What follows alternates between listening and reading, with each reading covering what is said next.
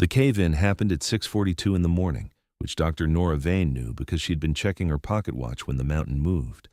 She felt it before she heard it, a deep bone-level vibration that traveled up through the soles of her boots and into her teeth, the way the earth sometimes reminds you it is not a floor, but a living thing with its own intentions.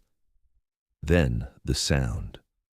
A low, rolling crack that built into something larger, and then the dust, billowing out of the main shaft entrance like a slow exhalation. 17 men were inside. Nora was already moving toward the shaft before the dust settled, her medical bag in one hand, her other hand pulling her collar open against the sudden heat. Around her, the surface crew was shouting, running, the foreman bellowing orders that nobody was following. The mine superintendent, a heavy-set man named Briggs, who had opposed Nora's appointment as company physician for 7 months on the grounds that women had no business in mining camps, was standing at the shaft entrance doing precisely nothing useful. "Briggs," she said, "I need 2 men with ropes, a timber assessment, and every lamp you have." He stared at her. "You can't go in there." "The men inside cannot come out by themselves," she said, "so someone has to go in, unless you're volunteering." He was not volunteering. She turned to find the rope and found, instead, a man she had not seen before, standing at the edge of the crowd with the particular stillness of someone who has already assessed the situation and made a decision and is simply waiting for the conversation to catch up. He was Apache. He was carrying, she noticed, a coil of rope. "You know mines?" she asked. "I know rock," he said. "It is similar." His name was Gray Hawk. He had arrived in the camp 4 days ago looking for surveying work, which he had not yet been given because the survey crew had opinions about working alongside an Apache man. He had spent 4 days doing nothing, watching everything, and developing a comprehensive understanding of exactly which structural supports in the Meridian Mine No. 3 were inadequate, all of which meant that when the mountain moved, he already knew where it had moved and why. "The collapse is in the second junction," he said before Nora could ask. "Not the main shaft. The ventilation tunnel on the east side is likely still clear. It runs parallel, thinner, but passable." He paused. "For someone not large." Nora looked at the mine entrance. She looked at Gray Hawk. "Show me," she said. What happened in the next 40 minutes would be retold in the Meridian camp for years. The retelling would depend entirely on who was doing it. The ventilation tunnel was 4 feet high and smelled of old air and wet rock and something underneath that Nora identified with the clinical part of her brain that kept working regardless of what the rest of her was feeling, as the specific mineral scent of fresh collapse. Gray Hawk went first with the torch. She followed with her bag. They did not speak much. There was not room for it in the literal sense. The tunnel required all available attention to navigate, and also in the other sense, the one where 2 strangers moving through danger together find that speech is less efficient than action. What she noticed, in the small ways you notice things when your nervous system is fully engaged, he checked the ceiling supports before he moved forward. Every time, without being asked, without announcing it. He simply did not advance until he had assessed what was above him, and when he found something uncertain, he said so plainly and waited for her to make the call. She found that she trusted him within about 8 minutes, which was faster than she had trusted most people she'd known for years. She filed that observation away for later, when there was a later. The second junction had partially collapsed, but not completely. A section of ceiling had come down across the main passage, trapping the 17 men in the larger chamber beyond. The gap was 18 inches at its widest. Gray Hawk studied it for 30 seconds. "It will hold," he said, "for now." "For how long?" "Long enough if we move efficiently." He looked at her. "The injured come first. You direct, I move them through. You stay on the other side to receive." "You'll be under the collapse?" "Yes.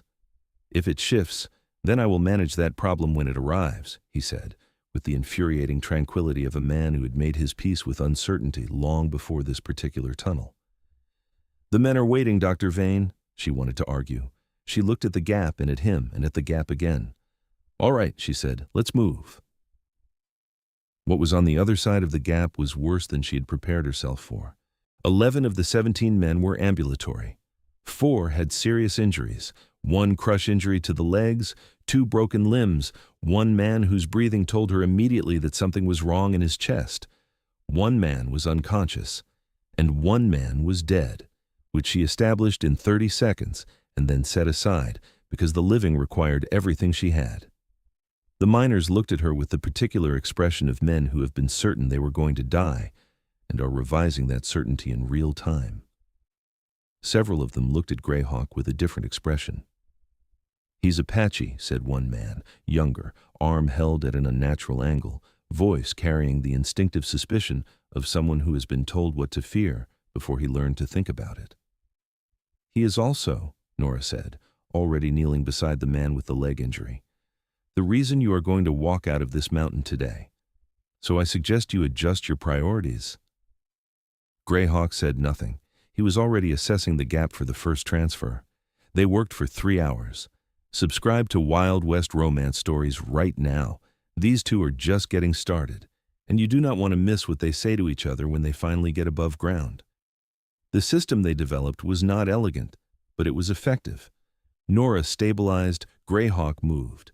She told him what each injured man could and couldn't tolerate. He figured out how to get them through an 18-inch gap without making it worse. For the man with the chest injury, they spent 11 minutes working out an approach that would keep him upright. For the crush injury, they improvised a drag board from tunnel timber that Greyhawk cut and shaped with a calm precision that made Nora, watching, think, "He has done careful work for a long time." The ceiling shifted twice. The first time, a sound like a slow exhale and a small cascade of rock dust. Greyhawk was under the collapse when it happened. He went still, one hand flat against the ceiling, reading it the way you read a living thing. Then he said, "Continue," and they continued. The second time was worse, a louder crack, a larger cascade, the gap narrowing by 3 inches in the space of a second. Greyhawk moved the man he was carrying through in the same motion, one fluid, committed push, and came through himself a half-second later. He emerged on Nora's side covered in rock dust, breathing hard for the first time all morning. She had her hand on his arm before she'd made a conscious decision to put it there. Checking. The same clinical reflex she applied to her patients, running her eyes over him for injury, for the particular signs of impact or compression. He looked at her hand, then at her. "I am not injured," he said. "I'll determine that," she said, and did not move her hand. He let her check. He was not injured. All 17 men, 16 living, 1 dead, were accounted for by noon. Nora came out of the ventilation tunnel last, Greyhawk behind her, into the flat midday light that felt, after 3 hours underground, almost aggressive in its brightness.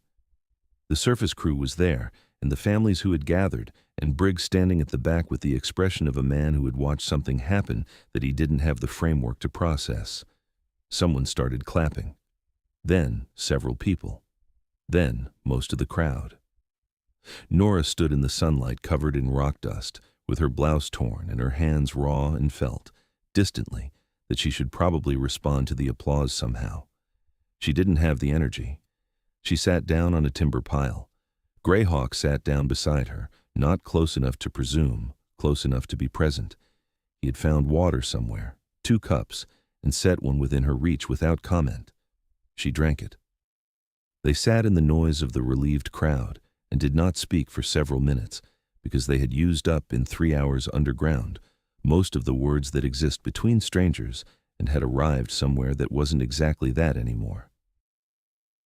"You knew the ventilation tunnel would hold," she said finally. It wasn't quite a question. "I assessed that it would probably hold," he said. "Probability is not certainty." "You didn't say probably." "No." A pause.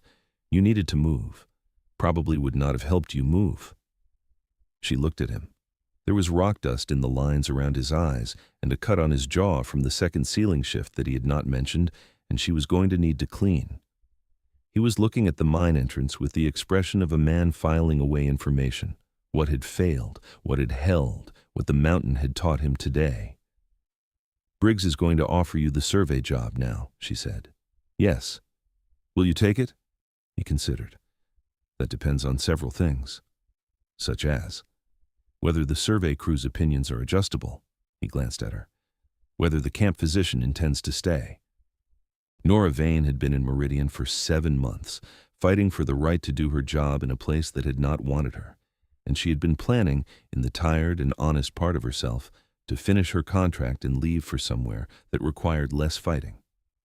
She looked at her raw hands, at the mine shaft, at the crowd of families holding the men who had come back out. "I'm reconsidering my timeline," she said. Something shifted in Greyhawk's expression, not quite a smile.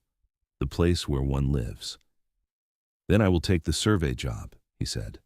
The cut on his jaw took 4 stitches, which Greyhawk accepted with the same undemonstrative patience he had applied to everything else that day. He sat on the medical tent table without being asked twice, and held still with a thoroughness that made her work easier than it usually was. "You have done this before," she said. "Been stitched." "Several times." "Does it hurt?" "Yes." "You're not showing it." "Showing it," he said, "does not make it hurt less." Nora tied off the last stitch and set down her needle and looked at him, really looked, the way she hadn't allowed herself to in the tunnel where looking had needed to stay functional. He was looking back at her with the direct, unhurried attention of a man who had decided something and was not in a hurry to say it, because he was certain enough not to need to rush.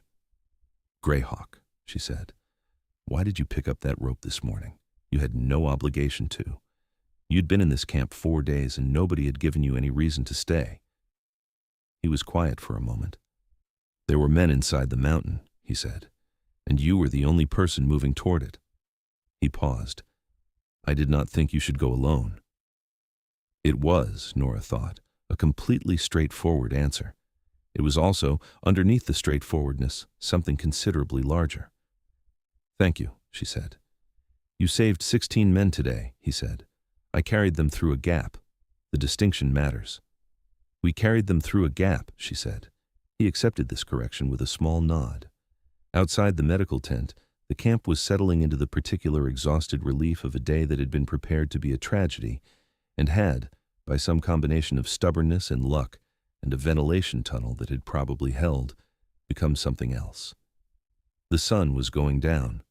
Someone had started a fire. The smell of coffee moved through the camp air. Nora began cleaning her instruments.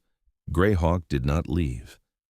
After a while, she handed him a second cup of coffee without looking up from her work, because she had noticed he hadn't eaten or drunk anything since the water he'd found at noon, and that was the kind of stubbornness she recognized. He said nothing, but he drank it. Some things begin with a declaration. Some things begin with a cup of coffee, handed without ceremony to a man sitting in a medical tent after a long day, and neither of them quite knowing yet what they are beginning, only that they are not ready to stop. Like this video if Nora and Greyhawk earned it today. Subscribe. Wild West Romance Stories posts every single week. Comment below. What was the moment you knew Greyhawk wasn't leaving that camp? Epilogue. 1 year later. The Meridian Mine No. 3 was reinforced and reopened in the spring, with a structural survey conducted by the camp's new full-time Apache surveyor and a medical station that the company had stopped arguing about. People had opinions. People always do. Greyhawk and Nora Vane had, over the course of 12 months, developed a comprehensive policy regarding other people's opinions, which was, they did not have one. What they had? A camp that ran safer than any mine in the territory because someone was finally paying attention to what the rock was saying before it said it loudly. A medical practice that had expanded to serve the families in the valley below because Nora had noticed and then acted on the noticing. Tuesday evenings on the step outside the medical tent, coffee going cold while they talked about everything and nothing, the comfortable conversation of 2 people who had used up all their words underground one day and found coming back to the surface that they had more. The pocket watch that had told Nora the time of the cave-in sat on her medical shelf. She kept it not because she needed to remember the worst of that day, but because it marked the moment before, the last second before the mountain moved and everything that followed from that. She had stopped thinking of it as the moment the disaster began. She thought of it now as the moment Greyhawk picked up a rope, which was, she had decided, a better story.